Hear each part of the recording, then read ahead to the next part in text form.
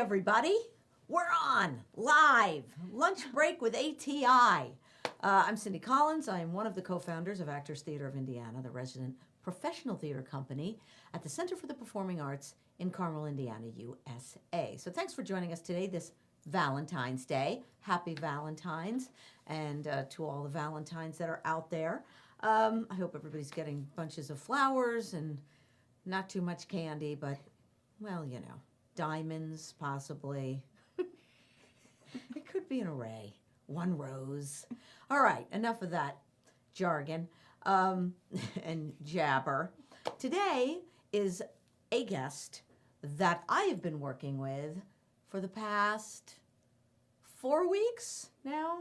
Yeah, Probably about 4 weeks. She is the production stage manager for ATI's production of Route 66. Jessica Greenhoe. Hi. Thank you. Welcome. And Jessica, this is Jessica's first job with ATI. I did not know her prior to this. I directed the show, so we worked together first time together. And she's done an exceptional job. Huzzah! Thank you. Because it's very hard stepping into that, because our regular production stage manager, Kevin Casey, is working elsewhere right now. So Jessica stepped in, and she's been doing such a good job. And like I said, not easy. Not easy. She never worked at the theater before, you know, she doesn't know the ins and outs. So it was, she just had to jump right in there, right? Hit the Yeah. ground running. Yeah, but Kevin has been super helpful with everything. I've been able to reach out to him with any kind of questions. Right. So, I mean, he's great. Yeah, he's like an encyclopedia for stage managers. He's been in the business for such a long time. He's an old pro. But thank you. We're so Yeah. glad. I mean, I'm so glad. Gosh, you know, you helped me, and it was a real smooth rehearsal process. And the show, call a great show. Thank you. Calling a great show. It's a fast-paced, crazy shot out of the cannon show. If you have not seen it, please come see it. We run till February 18th, which is this Sunday. So we closes this Sunday, and it's just a fun show. It's Route 66. So these four guys travel from Chicago all the way out to LA, and it's the music follows that journey. So it's songs from like late 50s, I'd say, to early 60s. Once they get out to California, they're singing all the Beach Boys and Jan and Dean stuff, and it gets really absolutely nuts at the end of the show. But Yeah. fun nuts. Good nuts. Good nuts. Yeah. So they're a bunch of nuts, and so am I. So four really talented guys, though. Really, really, their voices are so great, and really made it easy for me. So anyway, before you came to the land of ATI here in Carmel, you're from Wisconsin? Mostly, yes. I grew up there for the most part, but lived around in 7 different states by the time I was 8, military brat. So, Oh. so we say Wisconsin for easy. Oh, yeah. Well, is that where you just ended up last? Yeah. Where you landed? Yeah, Yeah. where he retired and everything, so now they're still out there. Yeah, that's nice. Did you have to, when you were, because I know some of these kids that were military, I mean, just you go where your dad was stationed, or Yep. your mother was stationed, you just went. Yep, every year a new school. So they Right, thought right. theater would be a great way for me to make friends, and they regretted that decision immediately. Oh my gosh. Well, you got into stage management, I did, which yeah. you're very good at, and so it led you there. Mhm. And there's always a great demand for stage managers, I'll tell you, good ones, in this country. Did you ever have to live abroad or anything? No, unfortunately, no. No. We almost did, but last minute they were like, you know what, we're gonna send you to Washington instead. Mhm. So, And you lived in the D.C. area? no while? DC, mostly West Coast. Okay, For the all most West part. Coast, Washington Yeah. State. Washington, Oregon? California. No. No Oregon, but California. a couple different places in California. Yeah. So, And then he was stationed in Wisconsin last? yeah. Wisconsin? Well, Illinois. Okay, so stationed in Illinois Yeah. at a base? Like, Yeah, was it a base? Great Lakes is the biggest training base, so he was in charge of helping with training Oh, new recruits, oh, and we ended up in Wisconsin, which is about 30 minutes north because it's just cheaper than Illinois. yeah, okay. But we ended up in a city with a really great, huge theater community, and it was game over at that point. They see me now more than they ever did when I was in high school, and Right. they always joke about that. Right. Because you're living there now. You're residing there, Yep. right? And were you working there before this? So I lived out in California for about 6 years, Yeah. post high school for college, and then COVID happened, and Right. I moved back home, and I was like, this is the Like end everybody of theater. did. Yeah. Everybody just left where they were and went Yeah. home or got out of the cities and oh Yeah, my and gosh. I thought it was over, and I ended up applying to some things in Chicago, and because they're so like centrally located to Chicago and Milwaukee, I've been able to kind of bounce between the two. Oh, that's good. And it's just cheaper to save money right now, especially Yeah. if they're so centrally located. Yeah, it is. Yeah. And so were you working in Chicago? Yep, I was working in Lake Forest before this. I worked with Citadel Theater Company for the past year and a half. So that was really nice to have kind of a home base for a while. Well, it's nice for a theater company to have production stage manager that's consistent. Yeah. You know, because there's the stage manager, if you don't know, does everything. They have to take, they stay 10 steps ahead of everyone else. They have to stay ahead of the director and the choreographer and the musical director and the actors. I mean, they are, oh my gosh, they're just, that's it is. They are a stage manager. They manage a great majority when the show goes into rehearsals. And even before that, for production meetings. And so it's a huge job. And if you don't have someone that's highly organized, things can fall apart pretty quickly. But you're really organized. Thank you. What was your first, where were you born? What was the first, what was the first station? The first military base? The first military base? We were in Virginia. Oh, Virginia, and Sure. then we moved up to Rhode Island. That's a Pennsylvania. nice state, Yeah. Rhode Island. Yeah, Rhode Island and Pennsylvania Yeah. were my younger years, and then we moved out to Washington, California. God, what a change. You were on the East Coast and then you hit the West Coast. And then we moved to the Midwest. I And got all then of the it. Midwest, because you've been everywhere. Yeah. No, not the South. No, that's okay. Yeah. Oh, yeah. I'll take the Midwest. Yeah. We're good. Yeah. But so when you were traveling around, and for a kid, it's like, oh my gosh, right? Like new friends all the time. You're like, bye, I'm leaving, and then you're in a school. This is Jessica. She's new to the class. You're like, hi, hi, Jessica. I mean, how hard was it to make friends and start hanging out with people? Oh, it was. Did it get easier as you got in high school or harder? It got harder. It got harder because at that point, everybody already had their friends. When you're younger, you're very welcoming to new people. You're just like, hey, you want to be friends? And that was that. Right.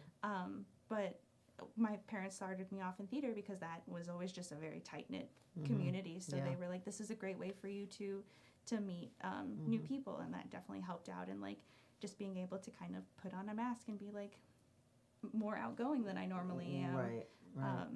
Right. So it was helpful in a lot of ways. But yeah, it never got easier.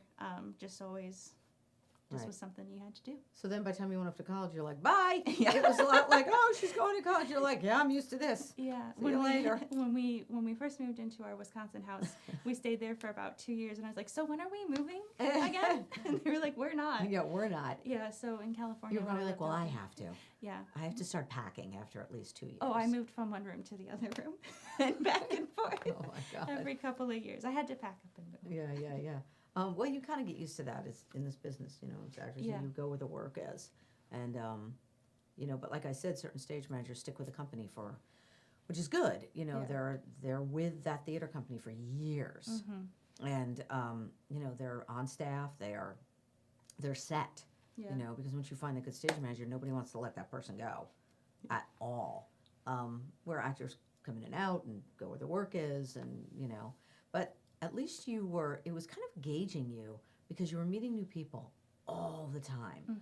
Like constantly you were meeting new people, and in this business you're constantly having to work with and meet and get along with new people, right?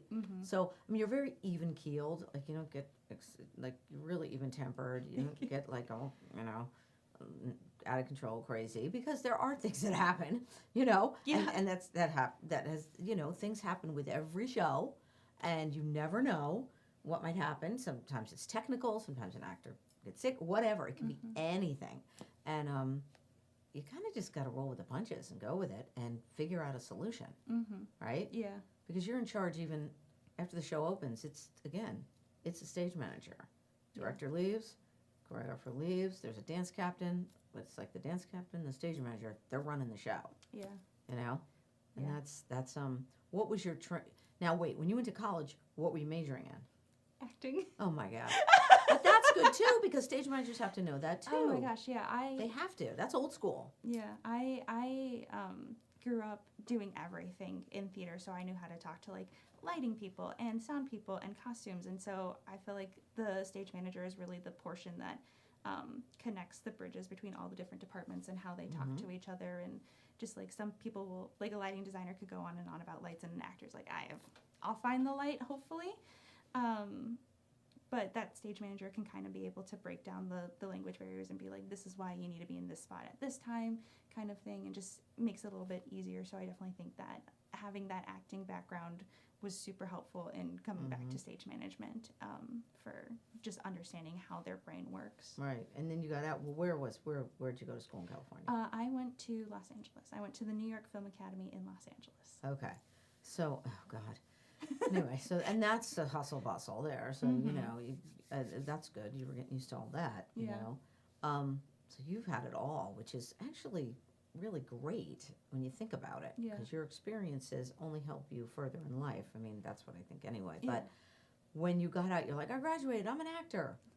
Yeah, and then all of my professors hired me as their stage managers. And I was like, oh, I guess this is this. And they're like, she's good. Yeah. And so I really fell into that role, and I fell in love with it. Like, I really do. As much as I love acting and miss it sometimes, I'd much rather stage manage and get to watch the process from beginning to end. Right, exactly. Yeah, and then that person, you really do see it because you're sitting behind that desk, that stage manager's desk for every rehearsal, writing down all the blocking and the choreography. I mean, it is not easy. And sometimes when there's an assistant stage manager, they're on book to call, you know, when somebody calls line and stuff. But if it's just you, that's a lot on your plate, you know? Yeah. So, I mean, that's a talent, I gotta tell you. I couldn't do it, you know? I'm just like, I'm like, give me my task, you know? Yeah. This is what I'm doing. I mean, stuff does come up and you have to do other things, but it's a juggling act is what it is. You know, it's a real juggling act. So when your parents were like, get into theater, and they're like, oh no, because were you like absolutely like nuts about it? Oh, my parents would have to come get me from school at like 11 o'clock at night because I would have been there from like first thing in the morning, and then we'd have rehearsal after school, and then I was still there building the set or helping with costumes or helping with lights, and they'd be like, are you gonna come home at some point tonight? Wow. It was insane. I really threw myself headfirst into it, and we had 3 different high schools, and we all kind of intermingled together. So whenever I wasn't doing a show at one school, I was usually at the other school doing another show or helping out. Or I mean, I lived at the school during high school. Do you think that and your father was in the military, right? Obviously, and do you think that you know that's pretty like the military is pretty strict, but it teaches you the discipline and the routine. You know, that's what they do. Do you think that helped? Was your father like that? Oh my gosh, my dad is still like that. Like we love spreadsheets and calendars, and we always joke, like our family always makes fun of us about it. But like, I mean, there's no other way than to just be organized. And the military is, you have to do everything in a certain way, in a certain order, at a certain time, and that just helped me get into this point of like everything needs to be done in a certain way, and have like checklists and calendars and spreadsheets and everything, just to know what was going on and understand how it all worked together, and be able to make sure that we were on time, on track, kind of thing. Yeah. So he's retired, but he still is exactly, because that doesn't leave you. No. His whole, I mean, the military was his career, right? Yeah. Was he what was he?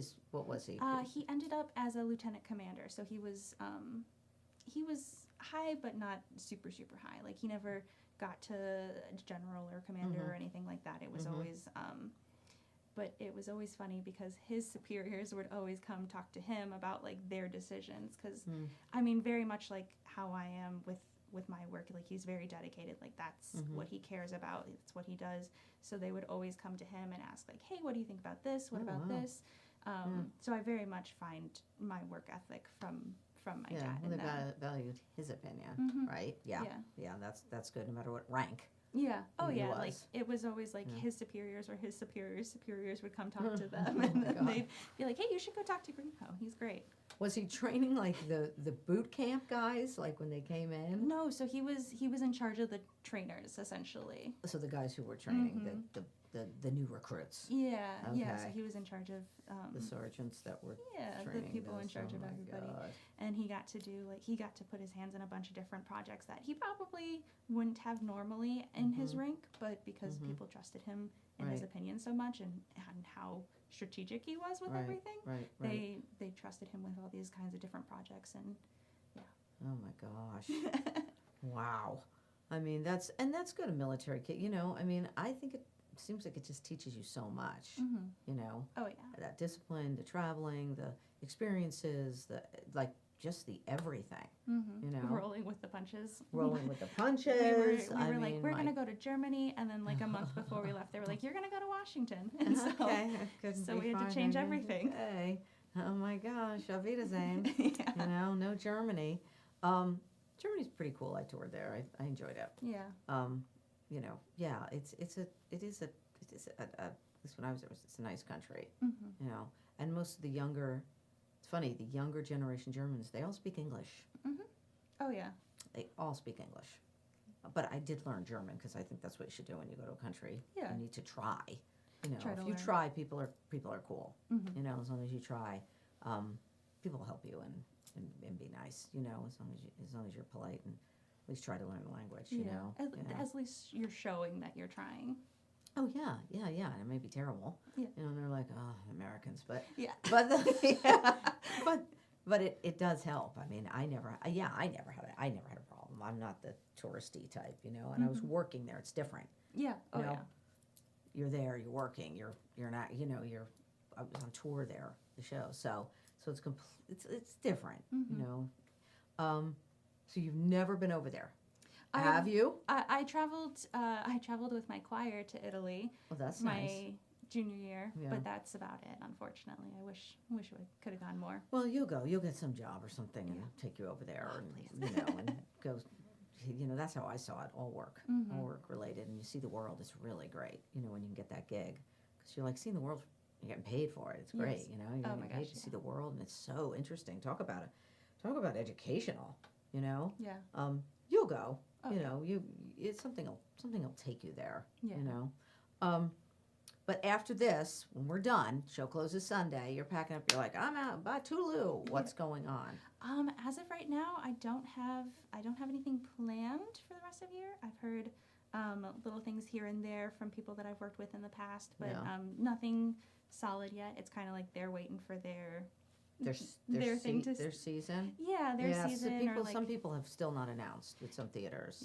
or like previous directors will be like, well, I'm waiting for like my contract to solidify, and then I'll like talk to them about Yeah, I'd be hiring surprised you. if you can get something over the summer. I mean, Yeah. my gosh, there's so much summer Oh, theater. yeah, and I'm applying everywhere. Yeah, good. But Yeah. it's just a numbers game right now. But I'm very Yeah. very thankful for the opportunities that I've had. Yeah, I mean, it sounds great, and hopefully ATI will have you back, and I would love to come and you can come back and do another crazy show. Maybe I'll be in it. Who knows? Oh. I will not be directing, but possibly nope, not next season, but possibly in something. So it's a good season. I'm not saying it yet, but I have the inside scoop that season is pretty cool. At least I think it is, but it has not been officially announced yet. So I don't know. I hope you will return. I think you're great. Thank you. But anyway, okay, we're gonna wrap it up. Our Valentine's Day podcast, Lunch Break with ATI. Go and kiss your Valentines, or if you don't have Valentines, just go and kiss somebody and wish them. Don't get in trouble, though. And wish them happy Valentine's Day. Give somebody a flower or bouquet of flowers. Make their day. And, of course, if you do have a Valentine's, have a wonderful, lovely day with your Valentine. And thank you, Jessica Greenhoe, production stage manager across the country, military kid. Ba-ba-da-ba. So when I was doing those salutes in the show, you should have said something. Teaching those guys how to salute. I'm like, come on, guys. I'm getting this. Oh, they're all different kinds of salutes. So. Yeah, I know. the Benny Hill, you know, or the British. You got this one. Mm-hmm. Yeah, I know. Some of them were doing that. Anyway, all right. Well, thank you so much. And thanks for joining us. We'll be here next week with another guest. It's always a mystery to me. But I kind of like it that way. Thanks so much. I'm Cindy Collins, and we'll see you next week. Thank you.